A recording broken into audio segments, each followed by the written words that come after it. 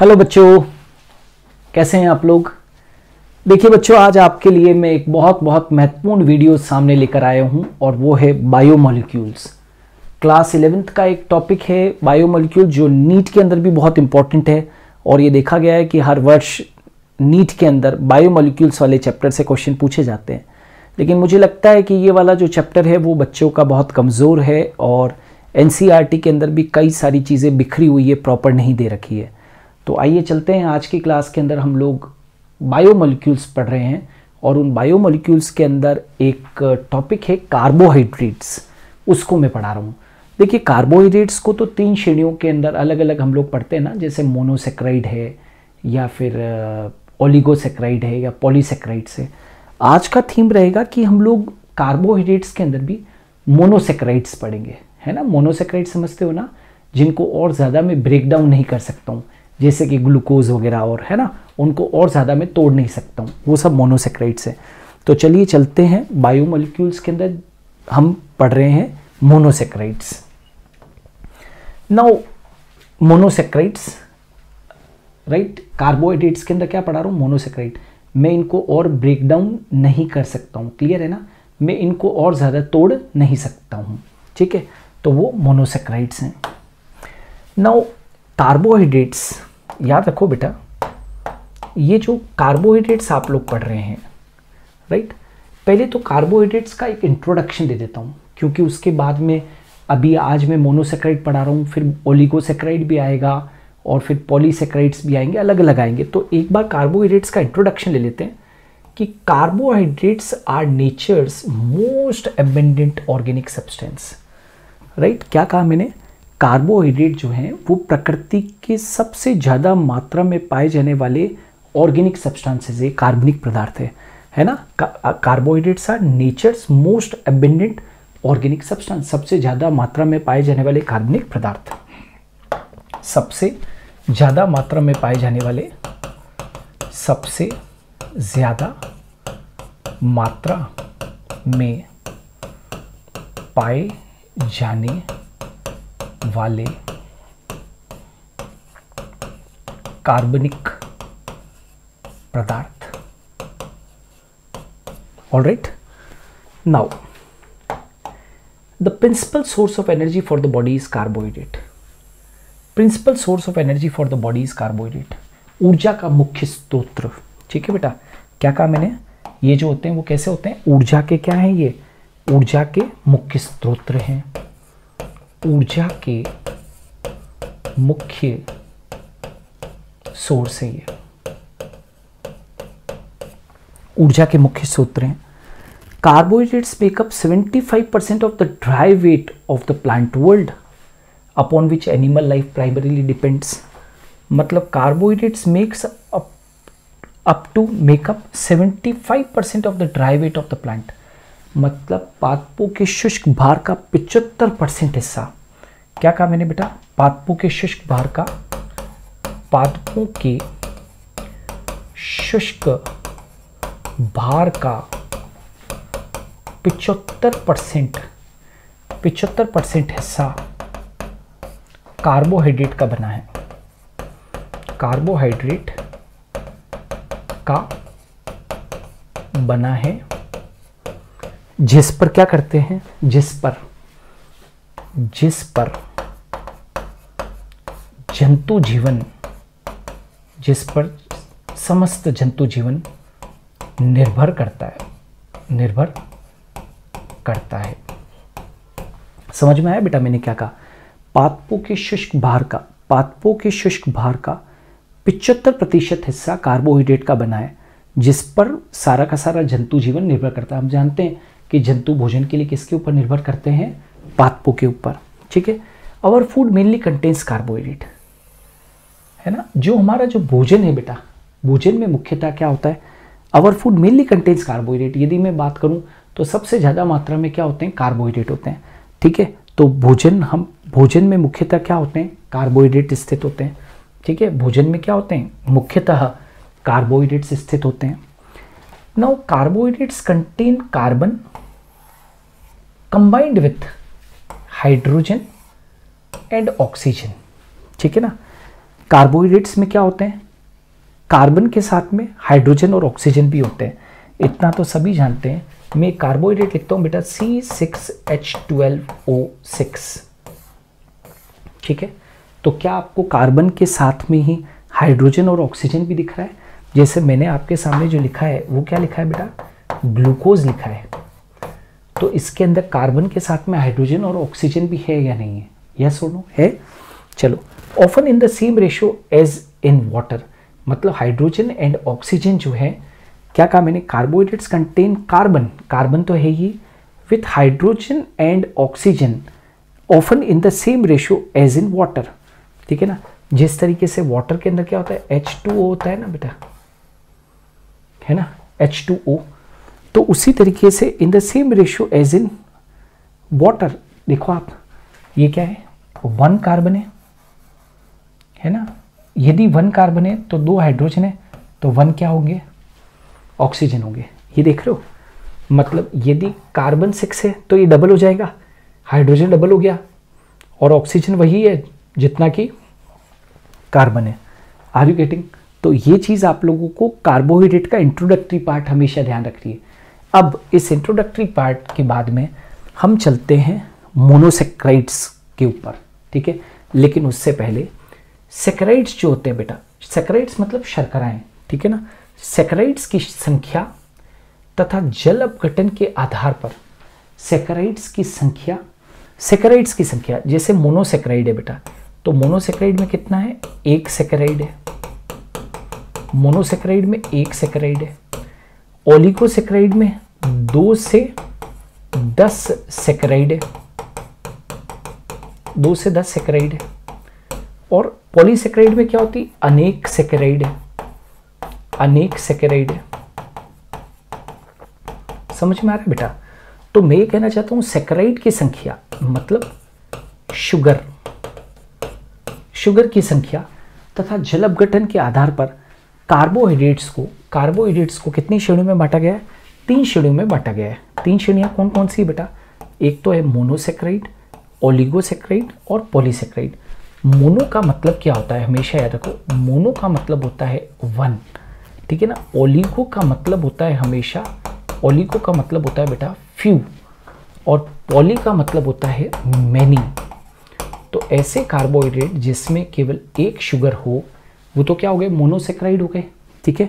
Oligo में जिसमें कुछ सेक्राइड्स हो, और पॉली के अंदर क्या होती है, अनेक शर्कराएं होती है, अनेक शर्कराएं मिलकर और क्या बनाती है, पॉलीसेक्राइड। तो मोनोसेक्राइड 1 सेक्राइड, 2 से 10 सेक्राइड, अनेक सेक्राइड, ठीक है बेटा। आगे बढ़ते हैं। अब ये जो कार्बोहाइड्रेट्स हैं, ये जो कार्बोहाइड्रेट्स आप लोग पढ़ रहे हो, कार्बोहाइड्रेट्स, उसमें जो मोनोसेक्राइड है ये सबसे सरलतम कार्बोहाइड्रेट्स है, सबसे सिंपल कार्बोहाइड्रेट्स है, जिनका जल अपघटन नहीं होता। मैंने कहा ना, जिनका और जल अपघटन नहीं हो सकता, है ना। हमने क्या कहा था, जल अपघटन के आधार पर, है ना। तो जल अपघटन के आधार पर तो इनका जल अपघटन नहीं हो सकता, इनका जल अपघटन नहीं हो सकता, जल अपघटन नहीं हो सकता। अरे बेटा सिंगल है ना, एक को और क्या तोड़ोगे, इससे ज्यादा नहीं तोड़ सकते हो इनका, एक इनका और ज्यादा डाइजेशन नहीं हो सकता है, इनको और ज्यादा नहीं तोड़ सकते हो, तो इनका जल अपघटन नहीं हो सकता। तो ये सबसे सरलतम कार्बोहाइड्रेट, सिंपलेस्ट कार्बोहाइड्रेट है। इनके सामान्य सूत्र में X और Y होता है, अर्थात X और Y का मतलब क्या, कार्बन व ऑक्सीजन परमाणुओं की संख्या बराबर होती है ना। कैसे, C6H12O6। तो आप क्या देख रहे हो यहां पर, X is equal to y, X is equal to y का मतलब है कि कार्बन और ऑक्सीजन की संख्या क्या होती है, बराबर होती है ना। तो इसको किस सूत्र से डिनोट करते हैं, मोनोसेक्राइड का सामान्य सूत्र क्या है, CH2O।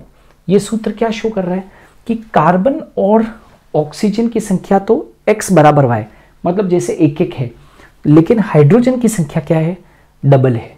आर यू गेटिंग और नॉट? ये चीज समझ में आई नहीं आई बेटा? तो ये इनका सामान्य फार्मूला है, क्लियर है। नाउ इनकी संरचना वलय युक्त हो सकती है या सीधी श्रृंखला के रूप में हो सकते हैं। अभी मैं आपको कुछ डायग्राम शो करूंगा तो उसमें क्लियर कट आपको दिखाई देगा कि इनकी संरचना कुछ तो वलय है, कुछ में तो वलय है और कुछ में सीधी मतलब इनकी जो श्रृंखलाएं होती है वो वलय या सीधी श्रृंखला के रूप में हो सकती है, रिंग लाइक या स्ट्रेट चेन, है ना। क्या कहते हैं बेटा इसको क्या कहते हैं, रिंग लाइक और स्ट्रेट चेन। इनकी संरचनाएं कैसी होती है, रिंग लाइक या स्ट्रेट चेन होती है।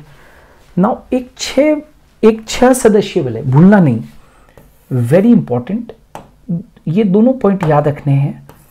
ये वाला क्या कहा मैंने, एक 6 सदस्यीय वलय को पाइरिनोज कहते हैं और एक 5 सदस्यीय वलय को, ध्यान दीजिएगा, 6 सदस्य वाली वलय को तो पाइरिनोज, 6 सदस्य वाली वलय जो होती है उसको बोलते हैं पाइरिनोज और 5 सदस्य वाली को क्या बोलते हैं बेटा, फ्यूरेनोज। भूलोगे तो नहीं, एक है पाइरिनोज, एक है फ्यूरेनोज।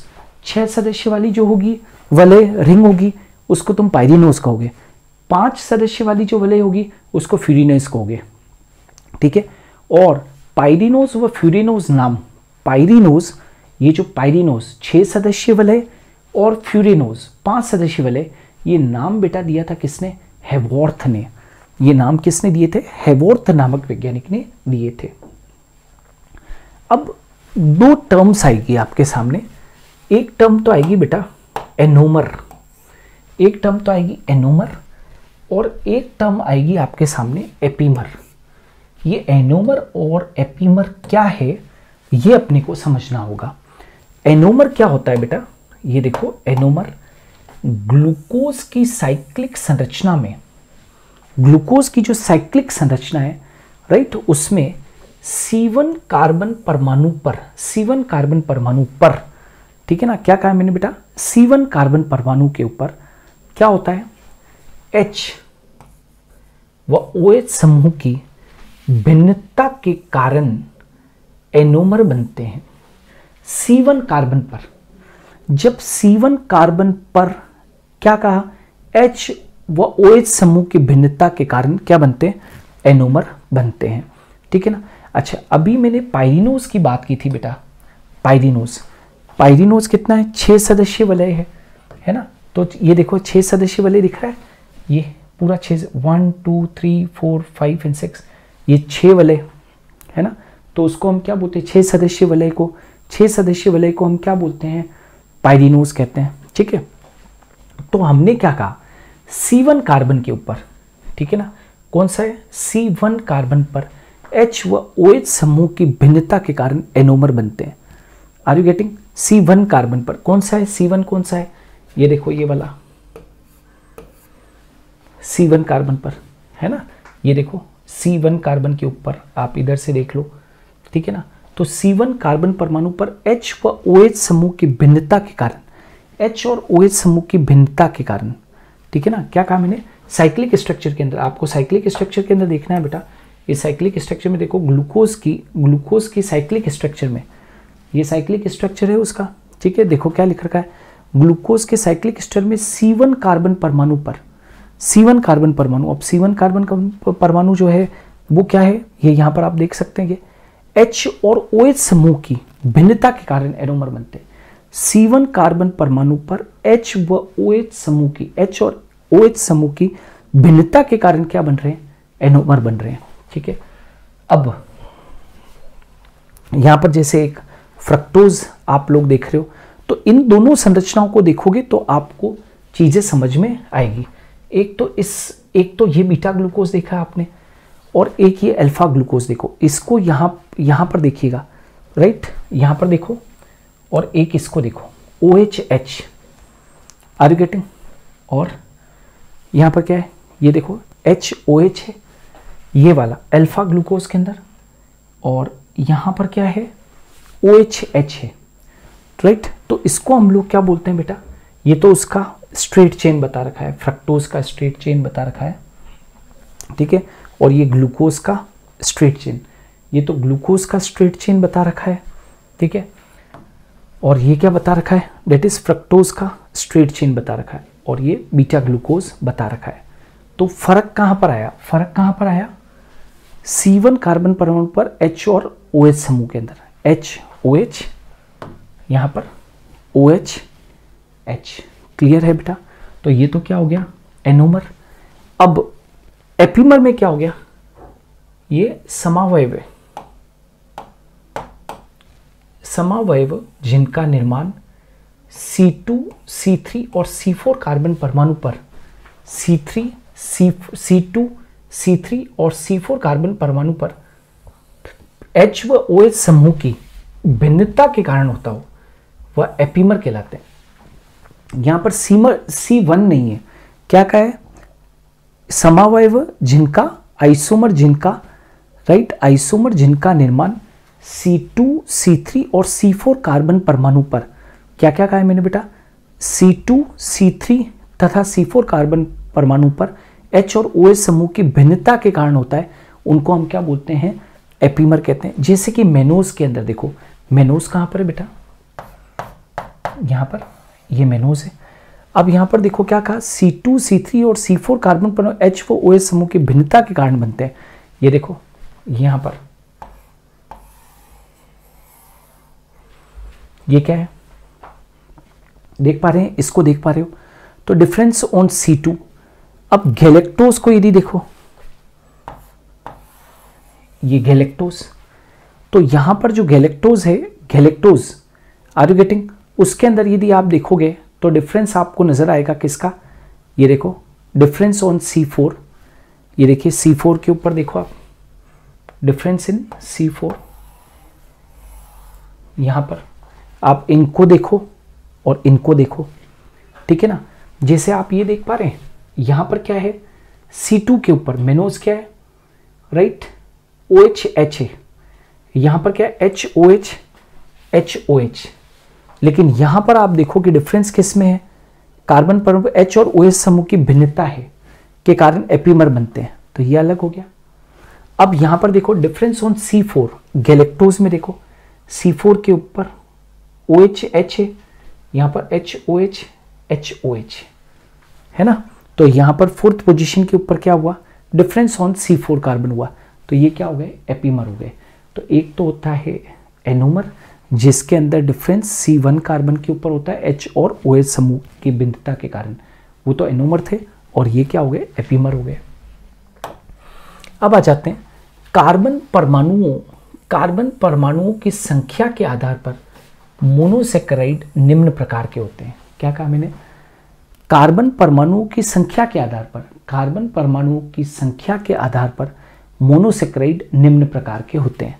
कौन कौन से, सबसे पहले ट्रायोज, कार्बन परमाणु की संख्या के आधार पर, यहाँ पर कार्बन परमाणु की संख्या कितनी है बेटा, यहाँ पर कितनी है, 3 है, यहाँ पर कितनी है, 4 है, यहाँ पर कितनी है, 5 है, यहाँ पर कितनी है, 6 है, यहाँ पर कितनी है, 7 है, की संख्या के आधार पर मोनोसेकेराइड निम्न प्रकार के होते हैं। कार्बन की संख्या 3 हो बेटा तो ट्रायोज, 4 हो तो टेट्रोज, 5 हो तो पेंटोज, 6 हो तो हेक्सोज, और 7 हो तो उसको हम क्या बोलते हैं, we call it as heptose, ठीक है। तो जैसे ट्रायोज के अंदर देखो C3H6O3, फार्मूला तो वही काम करेगा, है ना, कि कार्बन और ऑक्सीजन की संख्या समान होगी और हाइड्रोजन की उससे डबल होगी, तो C3H6O3। यहाँ पर C4H8O4, देखो कार्बन और ऑक्सीजन सेम है, C5H10O5, C6H12O6, C7H14O7 सेम है। तो ट्रायोज, टेट्रोज, पेंटोज, हेक्सोज और हेप्टोज। नाउ ग्लिसरल्डिहाइड व डाईहाइड्रोक्सी एसीटोन, ग्लिसरल्डिहाइड व डाईहाइड्रोक्सी एसीटोन ये ट्रायोज के एग्जाम्पल है। जैसे PgAl और DHAP सभी कार्बोहाइड्रेट्स के पूर्व पदार्थ माने जाते हैं। PgAl का मतलब समझते हो, PgAl का मतलब होता है phosphoglyceraldehyde,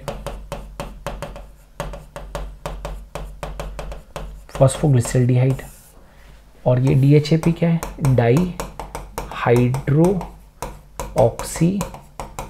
acetone phosphate, dihydroxy acetone phosphate, ये सभी कार्बोहाइड्रेट्स के पूर्व पदार्थ हैं। टेट्रोज में इरिथ्रोज और इरिथ्रुलोज, इरिथ्रोज और इरिथ्रोलोज जो मोनोसेक्राइड शुगर्स है वो सब टेट्रोजेस हैं। पेंटोज तो आप सभी जानते हो, राइबोज, राइबुलोज, जैल्यूलोज, अरेबिनोज, है ना, डीऑक्सीराइबोज जानते हो, जैसे डीएनए के अंदर डीऑक्सीराइबोज शुगर होती है, आरएनए के अंदर राइबोज शुगर होती है, ठीक है।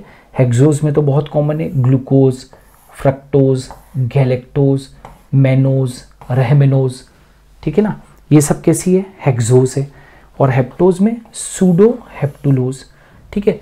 तो 3 कार्बन हो तो ट्रायोज, 4 हो तो टेट्रोज, 5 हो तो पेंटोज, 6 हो तो हेक्सोज और 7 हो तो हेप्टोज। तो ये भी आप लोगों को बेटा ध्यान रखना है कि कार्बन परमाणु की संख्या के आधार पर कार्बोहाइड्रेट्स भिन्न प्रकार के होते हैं। नाउ रासायनिक रूप से ये बहुत इंपॉर्टेंट है, रासायनिक रूप से याद रखें, जितनी भी कार्बोहाइड्रेट्स होते हैं वो पॉलीहाइड्रोक्सी एल्डिहाइड या कीटोन होते हैं, है ना, पॉलीहाइड्रोक्सी एल्डिहाइड या कीटोन होते हैं। रासायनिक रूप से सभी कार्बोहाइड्रेट्स या तो पॉलीहाइड्रोक्सी एल्डिहाइड होते हैं या क्या होते हैं, कीटोन होते हैं। आर यू गेटिंग, या तो CHO ग्रुप या C double bond O group, ठीक है ना, तो एल्डिहाइड या कीटोन ग्रुप होता है। मोनोसेक्राइड्स जिनमें स्वतंत्र एल्डिहाइड समूह हो, उनको तो बोलते हैं एल्डोज, राइट, जैसे कि फॉस्फोग्लिसरैल्डिहाइड, इरिथ्रोज, राइबोज, अरेबिनोज, है ना, डीऑक्सीराइबोज, ग्लूकोज, गैलेक्टोज, मेनोज, ये सब क्या है, that is they are all aldoses. Monosaccharide जिनमें स्वतंत्र एल्डिहाइड समूह होता है, उनको एल्डोज कहते हैं। और ऐसे मोनोसेक्राइड जिनमें स्वतंत्र समूह कीटोन होता है, यहाँ पर स्वतंत्र समूह CHO ग्रुप होगा और यहाँ पर स्वतंत्र समूह क्या होगा, कीटोन समूह होगा, C डबल बॉन्ड O, ठीक है। तो क्या होगा, वो क्या होंगे, कीटोज, और ये एल्डोज होंगे, जैसे डाईहाइड्रोऑक्सी एसीटोन फॉस्फेट, एरिथ्रोलोज, ये इरिथ्रोज है, ये एरिथ्रोलोज है, ठीक है ना, ये राइबोज था, ये राइबुलोज है ना, अरेबिनोज, ये यहाँ पर जैल्यूलोज है, फ्रक्टोज है, सूडोहेप्टुलोज है ना, तो ये सब क्या हो गए, कीटोज हो गए। तो मोनोसेक्राइड जिनमें स्वतंत्र कीटोन ग्रुप हो वो तो कीटोज हो गए, और जिनमें स्वतंत्र एल्डिहाइड समूह हो वो एल्डोज हो गए, ठीक है बेटा। नाउ सभी मोनोसेक्राइड्स अपचायक होते हैं, अपचायक शर्कराएं होती है, रिड्यूसिंग शुगर्स होती है, आर यू गेटिंग, क्या करती है, रिड्यूसिंग शुगर्स होती है, ठीक है। तो ये क्या करती है, रिड्यूसिंग शुगर से, क्योंकि इनके स्वतंत्र सिरे CHO या C डबल बॉन्ड O समूह, मतलब एल्डिहाइड या कीटोन समूह Cu++ को Cu+ में अपचयित कर देते हैं। आर यू गेटिंग, ये रिड्यूसिंग शुगर्स है। रिड्यूसिंग शुगर्स क्यों कहा है, क्योंकि ये Cu++ को Cu+ में अपचयित कर देते हैं। आर यू गेटिंग, मतलब कि जब ये Cu++ इलेक्ट्रॉन को डोनेट करता है, ये इलेक्ट्रॉन को डोनेट करेगा तो Cu+ में क्या हो जाएगा, कन्वर्ट हो जाएगा। जब ये इलेक्ट्रॉन को डोनेट करेगा तो ये Cu+ में कन्वर्ट हो जाएगा, तो ये Cu++ को Cu+ में क्या कर देते हैं, अपचयित कर देते हैं। इसीलिए इनको हम क्या कह देते हैं, रिड्यूसिंग शुगर कह देते हैं। और बेटा मोनोसेक्राइड का जो ये गुण है, ये बेनेडिक्ट्स टेस्ट होता है, बहुत सिंपल सा, 10th क्लास में करवा देते हैं। बेनेडिक्ट्स टेस्ट या फेलिंग टेस्ट का क्या होता है, आधार होता है। उपरोक्त परीक्षणों के द्वारा ही तो हम मूत्र में ग्लूकोज की उपस्थिति का पता लगा लेते हैं। हम बेनेडिक्ट्स टेस्ट या फेलिंग टेस्ट का ये आधार है ना, कि मोनोसेक्राइड्स क्योंकि ये अपचायक शर्कराएं होती है, रिड्यूसिंग शुगर्स होती है, क्यों, क्योंकि इनके स्वतंत्र CHO ग्रुप और C double bond O group जो समूह होते हैं, है ना, क्योंकि इनके स्वतंत्र CHO और CO समूह क्या कर देते हैं, Cu++ को Cu+ में क्या कर देते हैं, अपचयित कर देते हैं। आर यू गेटिंग, तो ये चीज़ आप लोगों को ध्यान रखनी है। अच्छा, अब एक और चीज़ याद रखो, आरएनए के अतिरिक्त राइबोज शर्करा, आरएनए के अतिरिक्त आरएनए के अंदर कौन सी एक पेंटोज शर्करा पाई जाती है, आप सब जानते हो, और वो कौन सी होती है, राइबोज शर्करा। ATP में भी पाई जाती है, राइट, ATP में, NAD में, NADP के अंदर, और FAD में भी पाई जाती है। NAD क्या होता है बेटा, ATP तो सब जानते हो, एडिनोसिन ट्राइफॉस्फेट। NAD क्या होता है, nicotinamide adenine dinucleotide phosphate, NADP क्या होता है? निकोटिनिमाइड एडिनाइन डाइन्यूक्लियोटाइड फॉस्फेट। ये क्या है? निकोटिनिमाइड एडिनाइन डाइन्यूक्लियोटाइड है केवल NAD। NADP क्या है? निकोटिनिमाइड एडिनाइन डाइन्यूक्लियोटाइड फॉस्फेट। और FAD क्या है? Flavin adenine dinucleotide. ठीक है। अच्छा, डीऑक्सीराइबोज में द्वितीयक कार्बन परमाणु पर ऑक्सीजन अनुपस्थित होती है। डीऑक्सीराइबोज शुगर, डीऑक्सीराइबोज शुगर कहाँ पर पाई जाती है? DNA के अंदर।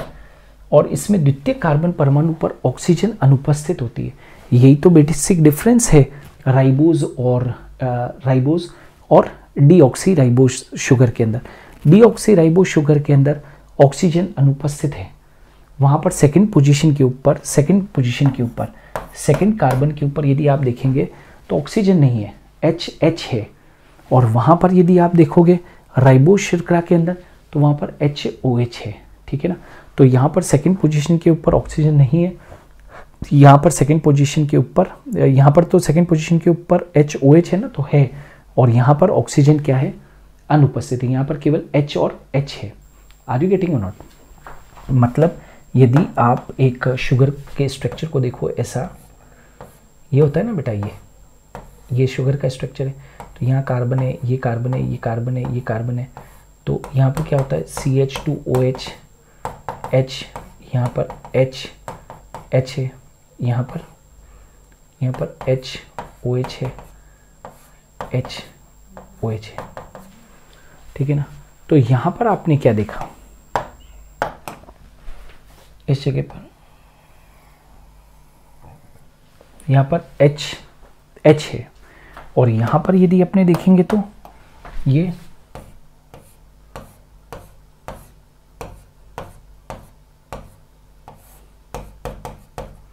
देखो,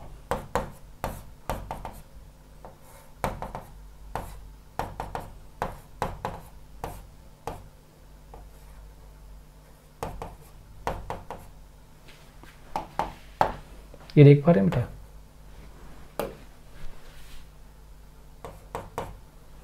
तो यहाँ पर ये देखो, ये सेकंड पोजीशन है। ये क्या है? सेकंड पोजीशन है। ये फर्स्ट पोजीशन है, ये थर्ड है, ये फोर्थ है, ये फिफ्थ है। ये फर्स्ट है, ये सेकंड है, ये थर्ड है, ये फोर्थ है, ये फिफ्थ है। तो यहाँ पर आप देखो ऑक्सीजन अनुपस्थित है, H है। और वहाँ पर यदि आप देखोगे तो क्या है? HOH है। समझ में आ गया होगा? तो ये भी आप लोगों को ध्यान रखना है। नाउ एरेबिनोज है ना, अरेबिनोज शर्करा गम अरेबिक में पाई जाती है ना। अरबी गोंद के अंदर क्या होती है? अरेबिनोज शर्करा गम अरेबिक में पाई जाती है। इसको बोलते हैं अरबी गोंद, अरबी गोंद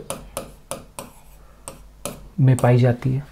ग्लूकोज डेक्स्ट्रो रोटेटरी होता है। डेक्स्ट्रो रोटेटरी का मतलब समझते हो? इसको इसीलिए तो डेक्स्ट्रोज शुगर कहते हैं, क्योंकि ये जो पोलराइज्ड लाइट होती है उसको क्लॉकवाइज डायरेक्शन के अंदर क्या कर देता है? रोटेट कर देता है। और पोलराइज्ड लाइट को किधर टर्न कर देती है शुगर? राइट हैंड साइड के अंदर। समझ में आ रहा है? क्लॉकवाइज डायरेक्शन के अंदर। और फ्रक्टोज जो होती है वो लेवो रोटेटरी होती है, क्योंकि ये पोलराइज्ड लाइट को, इनकमिंग लाइट को ये क्या कर देती है? एंटी क्लॉकवाइज डायरेक्शन में क्या कर देती है? मोड़ देती है, रोटेट कर देती है। और ये क्लॉकवाइज डायरेक्शन के अंदर क्या कर देती है? रोटेट कर देती है। ठीक है ना। ग्लूकोज डेक्स्ट्रो रोटेटरी है, इसलिए इसको डेक्स्ट्रोज कहते हैं, डेक्स्ट्रोज कहते हैं। मतलब ये इनकमिंग लाइट को रोटेट कर देती है क्लॉकवाइज डायरेक्शन में, ये इनकमिंग लाइट को एंटी क्लॉकवाइज डायरेक्शन में घुमा देती है। तो जो लेवो रोटेटरी होती है, फ्रक्टोज लेवो रोटेटरी है, इसलिए इसे लेवुलोज कहते हैं। ये डेक्स्ट्रो रोटेटरी है, इसलिए इसको डेक्स्ट्रोज कहते हैं। ठीक है। ग्लूकोज अंगूर में अधिक मात्रा में पाया जाता है। ग्लूकोज अंगूर में अधिक मात्रा में पाया जाता है, इसलिए इसको हम क्या कहते हैं? ग्रेप शुगर कहते हैं। ठीक है। और ग्लूकोज शरीर में एक मुख्य श्वसन पदार्थ है। श्वसनीय पदार्थ मतलब समझते हो? रेस्पिरेटरी सबस्ट्रेट है ये क्या है? रेस्पिरेटरी सबस्ट्रेट है। आज ग्लाइकोलिसिस साइकिल वगैरह कहाँ से चालू होती है बेटा? ग्लूकोज से चालू होती है ना। अरे भाई, जो रेस्पिरेटरी सबस्ट्रेट है वो कौन है? ग्लूकोज है। तो आज ग्लाइकोलिसिस वगैरह चक्र वगैरह जो है, श्वसनीय पथ होते हैं, क्या वो ग्लूकोज से चालू नहीं होते? क्या होते हैं ना। नाउ शहद व मीठे फलों में फ्रक्टोज पाया जाता है। शहद, ये जो हनी होती है उसमें, और फलों के अंदर फ्रक्टोज पाया जाता है, इसीलिए तो हम उसको क्या बोलते हैं? फ्रूट शुगर कहते हैं। ठीक है ना, क्या कहते हैं? Fruit sugar. फ्रक्टोज सबसे मीठी शर्करा है। Fructose is too much sweet sugar. Galactose स्वतंत्र रूप में नहीं पाया जाता। स्तनधारियों में गैलेक्टोज दुग्ध शर्करा लैक्टोज के एक भाग के रूप में पाई जाती है। गैलेक्टोज अनेक अन्य पदार्थों के घटक के रूप में भी पाया जाता है, जैसे ग्लाइकोलिपिड, सेरिब्रोसाइड, पेक्टिन, हेमिसेल्यूलोज इत्यादि। ठीक है, क्या कहना चाहता हूं मैं बेटा? गैलेक्टोज स्वतंत्र रूप में कभी भी नहीं पाई जाएगी। स्तनधारियों में गैलेक्टोज दुग्ध शर्करा लैक्टोज के एक भाग के रूप में क्या होती है? पाई जाती है। यस और नो? अरे भाई, लैक्टोज ब्रेकडाउन होता है तो क्या बनता है? ग्लूकोज और गैलेक्टोज बनता है ना, ग्लूकोज और गैलेक्टोज। ठीक है, तो यहाँ पर एक चीज़ याद रखनी है कि लैक्टोज क्या है? लैक्टोज के रूप में। तो लैक्टोज टूटेगी तो क्या बनेगी? ग्लूकोज और क्या बनेंगे? गैलेक्टोज। ग्लूकोज और गैलेक्टोज बनेंगे। ठीक है, तो स्तनधारियों में गैलेक्टोज दुग्ध शर्करा लैक्टोज के एक भाग के रूप में पाई जाती है। गैलेक्टोज अनेक अन्य पदार्थों के घटक के रूप में भी पाई जाती है, जैसे ग्लाइकोलिपिड, ठीक है, सेरिब्रोसाइड, पेक्टिन, हेमिसेल्यूलोज इत्यादि। ऑलराइट, नाउ मेनोज स्वतंत्र रूप में नहीं पाई जाती। राइट, मैंने कहा ना, गैलेक्टोज जैसे स्वतंत्र रूप में नहीं पाई जाती। अपने ने कभी नहीं देखा होगा कि गैलेक्टोज स्वतंत्र रूप के अंदर पाई जा रही है ना, वो किसी के साथ में पाई जाती है। वैसे ही मेनोज स्वतंत्र रूप में नहीं पाया जाता। मेनोज अंडे के एल्बुमिन में, प्रोटीन भाग होता है ना एल्बुमिन, तथा कास्ट में हेमिसेल्यूलोज के घटक के रूप में पाया जाता है। ठीक है, यदि कास्ट की बात करें, मतलब वुड की बात करें, तो ये वुड में हेमिसेल्यूलोज के घटक के रूप में पाया जाता है, और मेनोज लेकिन स्वतंत्र रूप में नहीं पाए जाते। तो न तो गैलेक्टोज और न ही मेनोज स्वतंत्र रूप में पाए जाते हैं, ये किसी के साथ में पाए जाते हैं बेटा। ठीक है, ग्लूकोज को ब्लड शुगर भी कहते हैं, रक्त शर्करा। आप सब जानते हो ग्लूकोज को ब्लड शुगर भी कहते हैं। सर्वाधिक मीठा रासायनिक पदार्थ है ना, थोमेटिन है। सर्वाधिक मीठा रासायनिक पदार्थ थोमेटिन है, जो एक बैक्टीरिया थोमेटोकोकस डेनियली से प्राप्त होता है। याद रखना, वापस से बोल रहा हूँ, सर्वाधिक मीठा रासायनिक पदार्थ थोमेटिन है, जो एक बैक्टीरिया थोमेटोकोकस से प्राप्त होता है। गैलेक्टोज को ब्रेन शुगर भी कहते हैं, है ना। ये ब्रेन शुगर इसलिए कहते हैं क्योंकि ये इन्फेंट्स जो होते हैं ना, इन्फेंट्स नवजात के ब्रेन डेवलपमेंट में सहायक, ब्रेन डेवलपमेंट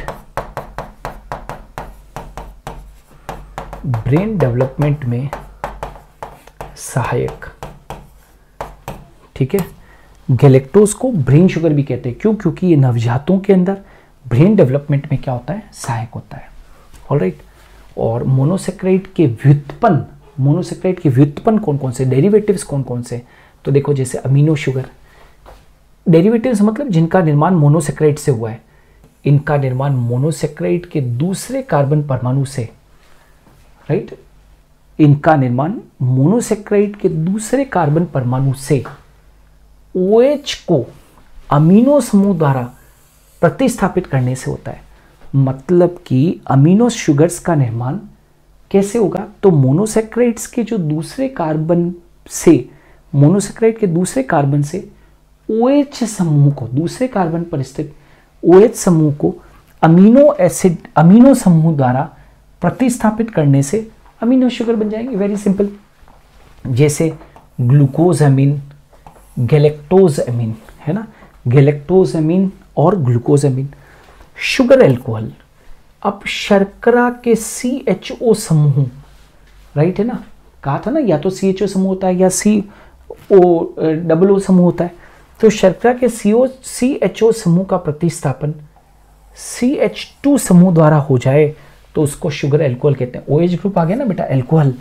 तो सॉर्बिटोल और मैनिटोल क्रमशः ग्लूकोज व मेनोज के व्युत्पन्न है। ग्लूकोज और मेनोज के व्युत्पन्न है, क्रमशः ग्लूकोज और मेनोज के व्युत्पन्न है। मतलब ग्लूकोज के क्या हुआ होगा, ग्लूकोज के CHO समूह का प्रतिस्थापन CH2 समूह से हुआ होगा तो सॉर्बिटोल बन गया, और मेनोज के CHO समूह का प्रतिस्थापन CH2OH के द्वारा हो गया तो क्या बन गया, मैनिटोल बन गया। तो ये ग्लूकोज और मेनोज के व्युत्पन्न है। अब शुगर एसिड्स क्या है, शर्करा के शीर्षस्थ CHO या CH2 समूह का प्रतिस्थापन COOH समूह के द्वारा हो जाए तो शुगर एसिड, क्योंकि ये क्या है बेटा, ये एसिड है, ये क्या है, एसिड है, तो इसको शुगर एसिड कहा। ये क्या है, एल्कोहल है, तो इसको क्या कहा, sugar alcohol. Are you getting. और अमीनो समूह है, ये क्या है, अमीनो एसिड है, तो इसको अमीनो शुगर कह दिया। तो सीधी सी बातें, मोनोसेक्राइड्स के दूसरे कार्बन पर स्थित OH समूह को अमीनो समूह के द्वारा प्रतिस्थापित कर दिया जाए तो अमीनो शुगर बनेंगे। यदि शर्करा के CHO समूह का प्रतिस्थापन CH2OH समूह के द्वारा हो जाए तो शुगर एल्कोहल, और यदि शर्करा के शीर्षस्थ CHO या CH2OH ग्रुप का प्रतिस्थापन COOH के द्वारा हो जाए तो वो क्या हो गया, शुगर एसिड। तो ये मोनोसेक्राइड के बेटा व्युत्पन्न भी है, अमीनो एसिड, शुगर एल्कोहल और sugar acid, amino acid, sugar alcohol और शुगर एसिड। ऑलराइट। सो बच्चों, आज की क्लास के अंदर हम लोगों ने आपको मोनोसेक्राइड पढ़ाया है ना। हम लोगों ने YouTube के ऊपर लगभग 860 से भी ज़्यादा वीडियोस डाल रखे हैं। उन वीडियोस को ज़रूर देखिए। मुझे निश्चित रूप से ये आशा है कि आप उससे लाभान्वित होंगे। कोरोना जा चुका है, जा रहा है ना। देश में खुशी की लहर है, बच्चों में जोश है। आप लोगों के लिए समय बहुत बहुत अब हाई टाइम है, इसका सदुपयोग कीजिए। आप लोग मेरे जो YouTube के ऊपर फ्री वीडियोस हैं उनको देखिए और आगे बढ़िए। मैं चाहता हूं कि देश का हर बच्चा पढ़े और आगे बढ़े। Thank you. आज के लिए इतना ही।